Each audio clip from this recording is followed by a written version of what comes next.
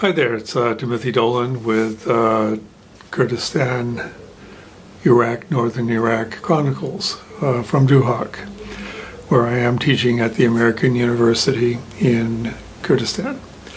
So, an eventful week. A lot of it involved sort of institutional politics. I'm not going to get into that.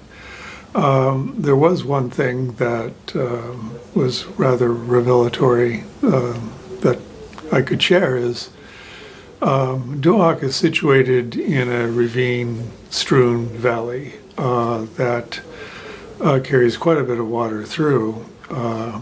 It makes for an interesting landscape. Everything here is on a slope and tends to follow the upper ridges of the ravines. The ravines themselves are often tended, so there is actually a pretty interesting network of green spaces that are cultivated for vegetables, fruit, I believe other edibles. So Duhok itself, though, if you look at the mountainside, the mountains are quite barren. Virtually no trees. It was a weird thing when I have now experienced a couple of months of pretty moist weather. There's been a pretty regular pattern of about 1 day of rain for every 4 days of sun or cloud. And so this place is a little more lush than most people would believe Iraq to be.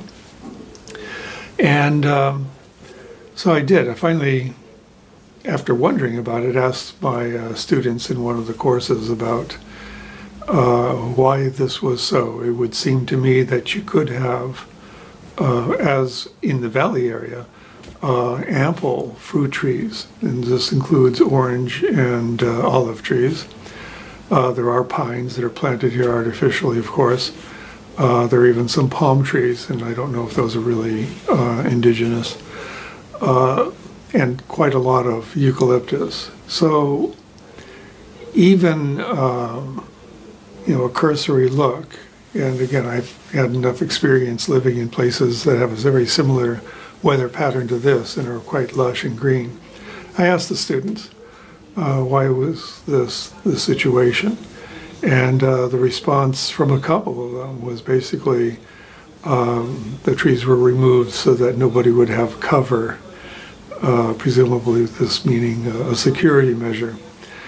So that, again, was revelatory. To me, Duhok, as you would currently see it on Google Images, appears pretty barren and pretty spare. I mean, it's definitely rock strewn. There's no getting around that here. But it could be lush. It could be truly green. There are patches of that here and there around Duhok Dam. The entire mountainside, I believe on both sides, should be forested. Let's see what happens. That's going to be the job of this coming generation here in Kurdistan. Signing off, Tim Dolan.